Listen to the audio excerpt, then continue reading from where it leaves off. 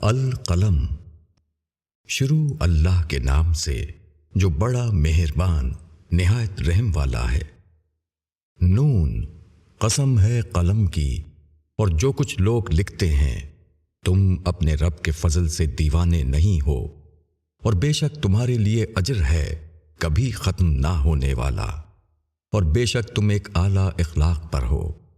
پس عنقریب تم دیکھو گے اور وہ بھی دیکھیں گے کہ تم میں سے کس کو جنون تھا۔ تمہارا رب ہی خوب جانتا ہے جو اس کی راہ سے بھٹکا ہوا ہے، اور وہ راہ پر چلنے والوں کو بھی خوب جانتا ہے۔ پس تم ان جھٹلانے والوں کا کہنا نہ مانو۔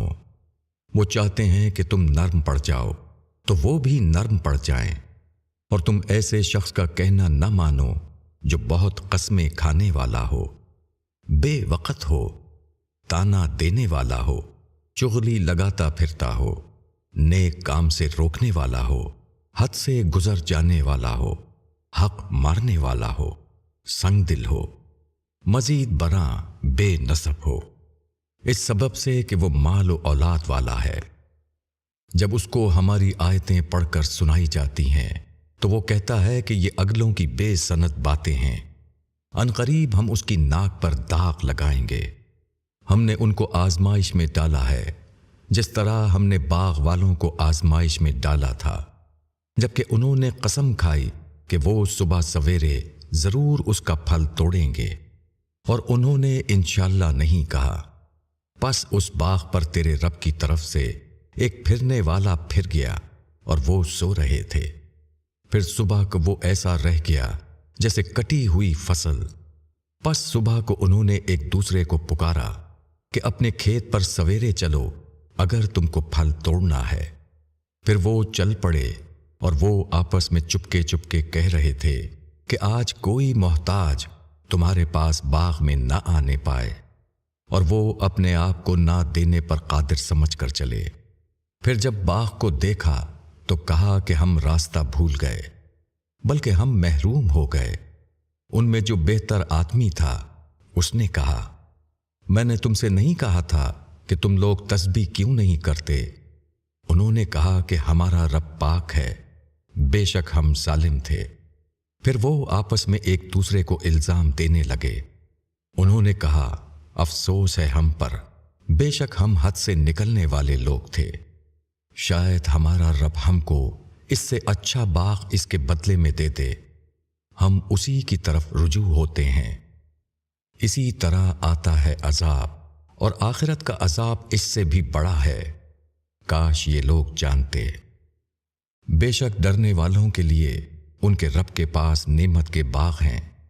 کیا ہم فرما برداروں کو نافرمانوں کے برابر کر دیں گے؟ تم کو کیا ہوا؟ تم کیسا فیصلہ کرتے ہو؟ کیا تمہارے پاس کوئی کتاب ہے جس میں تم پڑھتے ہو؟ اس میں تمہارے لیے وہ ہے جس کو تم پسند کرتے ہو؟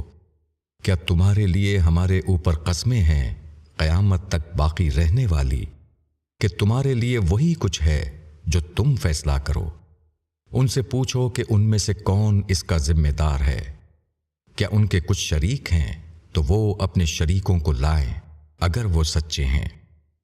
جس دن حقیقت سے پردہ اٹھایا جائے گا اور لوگ سجدے کے لیے بلائے جائیں گے تو وہ سجدہ نہ کر سکیں گے۔ ان کی نگاہیں جھکی ہوئی ہوں گی، ان پر ذلت چھائی ہوگی، اور وہ سجدے کے لیے بلائے جاتے تھے اور صحیح سالم تھے۔ پس چھوڑو مجھ کو اور ان کو جو اس کلام کو جھٹلاتے ہیں، ہم ان کو آہستہ آہستہ لا رہے ہیں جہاں سے وہ نہیں جانتے، اور میں ان کو مہلت دے رہا ہوں، بے شک میری تدبیر مضبوط ہے۔ کیا تم ان سے معاوضہ مانگتے ہو کہ وہ اس کے تاوان سے دبے جا رہے ہیں، یا ان کے پاس غیب ہے پس وہ لکھ رہے ہیں؟ پس اپنے رب کے فیصلے تک صبر کرو اور مچھلی والے کی طرح نہ بن جاؤ جب اس نے پکارا اور وہ غم سے بھرا ہوا تھا۔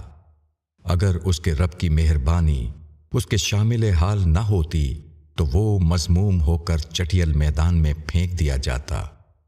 پھر اس کے رب نے اس کو نوازا، پس اس کو نیکوں میں شامل کر دیا۔